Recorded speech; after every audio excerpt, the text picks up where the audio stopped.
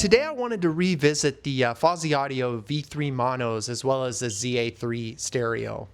I did a review of these about a month ago, and you can check that video out down below. In addition to that video, I also did a follow-up video where I talked about pairing these with various headphone amps and sort of what that will do to the overall flavor with these. I thought that with the release of the new Fosi Audio preamplifier that just came out, the ZP3, I thought that I would do a little deep dive back into these amplifiers and just take a look at them again and ask the question, do these things really need a preamplifier? It's kind of interesting topic that I've been thinking about lately because I see so many people in the community running their DACs directly into power amplifiers. And I think that possibly with a much higher end DAC / preamp, that might be more successful, or at least that's always been my initial interpretation. In the past, I've seen great benefits by introducing a better preamp stage, and so my reference preamplifier is the Freya, and you can watch some of my other videos where I talk about kind of why I have it and really what I love about it.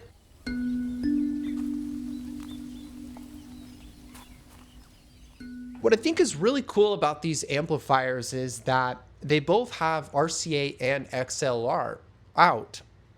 But unlike a lot of amps that I see in much higher end price tiers, these have a toggle switch to switch between XLR and RCA. Having the ability to switch between inputs like that allows you to do a couple different party tricks. And I think that when you start to pair it with a DAC like Fosi Audio's own ZD3 or even the topping D70 Velvet, what you get is a DAC that has both XLR and RCA out. And that's a really cool feature because what we can then do is, in theory, we could run two separate feeds out from here. Now, in the past, what I had done is I had hooked these up directly to my Bluesound. Revisiting these amplifiers, I wanted to try to run them directly from a DAC. And my topping D50, I don't think has a good enough preamp stage for it to ever really be of any quality. That being said, I have gotten in the D70 Velvet for review as well as Fosi Audio's ZD3 amp, and I've been testing out both of those. And so I think this question of do you need a preamplifier? And one of the reasons why I love to have a preamplifier, at least something like the Freya, is because it gives me options to tweak flavors. So, whether I'm listening to jazz or whether I'm listening to hip hop or whether I'm listening to metal, I have some adjustability in that regard. So I wanted to try to build a system that has that same level of adjustability without having that level of preamplifier. If you're somebody that's going out to purchase some of these amplifiers like the V3 monos or the ZA3, you're probably in that more budget category of components. And so it doesn't really make sense to pair an almost $1,000 preamplifier with, a sub $300 power amp. So coming back to the topping D70 Velvet, what we can do here now is we can run XLR out and to run those directly into the Fosi Audio power amps. And then we can take an RCA and run that into a secondary headphone amp, something like the Fosi Audio GR70 tube headphone preamp, which I'll be doing another review on and posting that in the coming weeks. And so with this kind of system, what we get is multiple inputs that we can toggle between by just simply switching between XLR and RCA. Using something like the Fosi Audio GR70, we can have that hooked up on the RCA line and then just simply switching between XLR and RCA, we can kind of have two different flavors to play with. Kind of one that's just straight wire fed from DAC into power amp, and then we can have another signal with a tube in the middle. And I think that this is a really cool kind of like multimodal system. And again, this is really like in my line of thinking when I'm trying to build a system or I'm giving people recommendations, I almost always invariably understand that at some point in your career as an audiophile, you are going to want to seek another sound. And it might not even be because you don't think that your system is good enough. It might just be curiosity. And so I think, what we're trying to do is avoid that desire to go out and continually keep upgrading and to continually keep buying.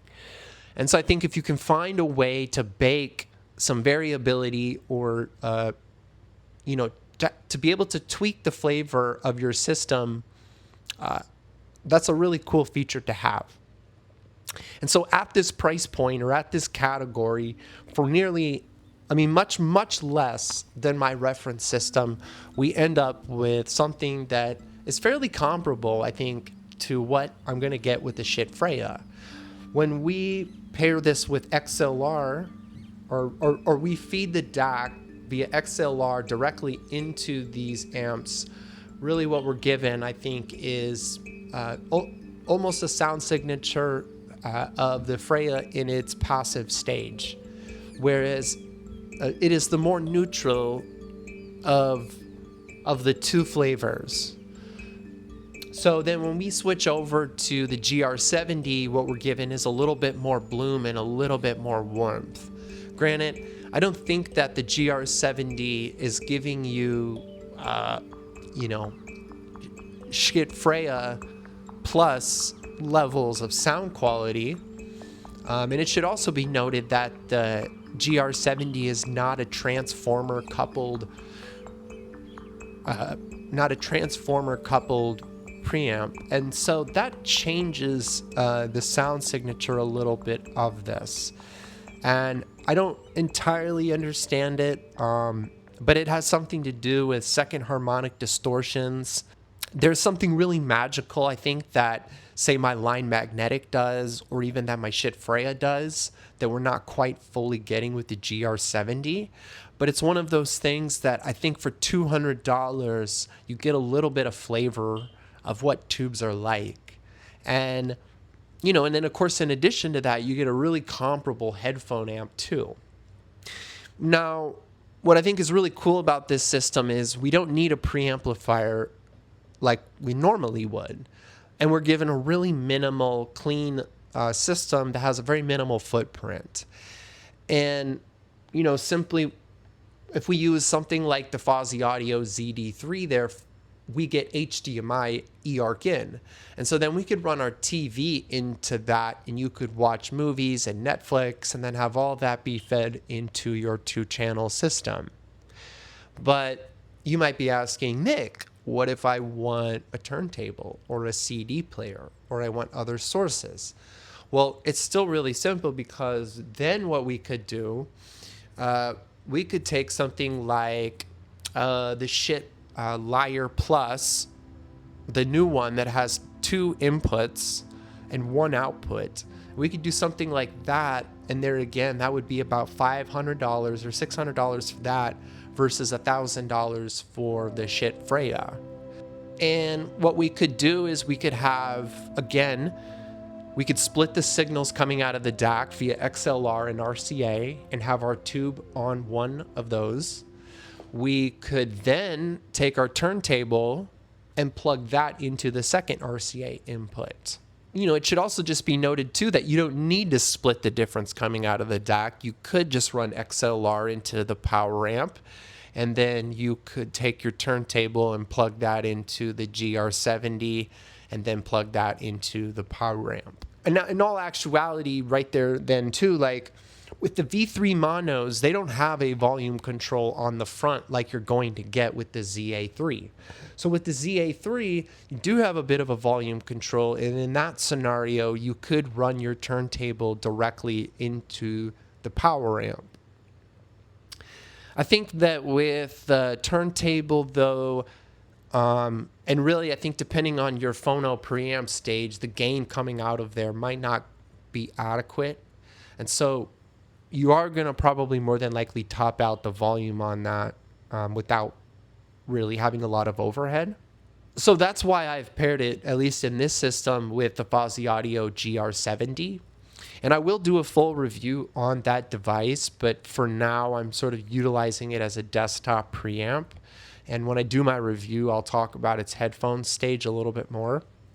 So I'll just kind of leave my lasting opinions, but I think we live in a really cool time when there are these desktop components. And I've seen other conversations in the community and people asking this question about, well, what is your opinion about these big boxes and having these 40-box rigs with these massive speakers and so on and so forth.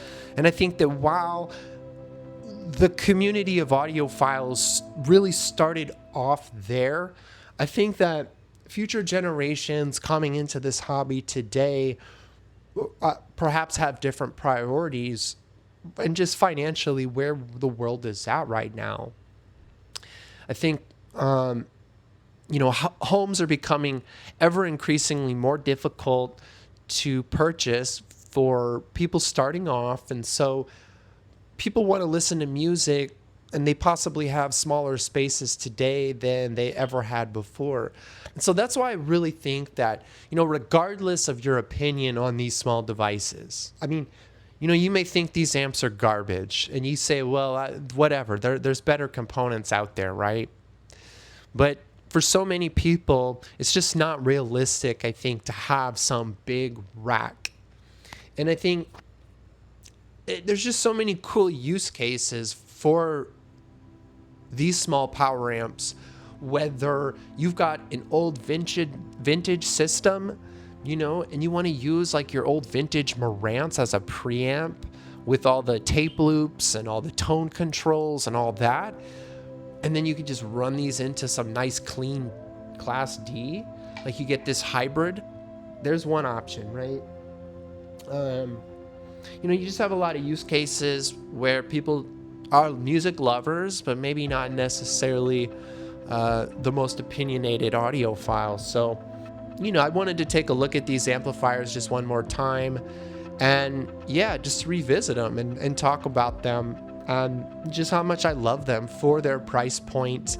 It's been a really good learning lesson, I think, to have something at this price point alongside a much more expensive component, because really what we're learning, or what I'm learning here, is that the level of difference and what you get, it's minor, but it is one of those things where it gets better and you can hit this kind of godlike territory, but had you never heard the other, you wouldn't necessarily know what these are lacking in. These are incredible, guys. You like this review, or you just were curious about these again? So if you guys like these and you want to see some more reviews, comment down below. I'd love to hear your thoughts, and hit the bell notification and give me a thumbs up, guys. I'd really appreciate it tremendously. So thanks so much. Take care. Bye-bye.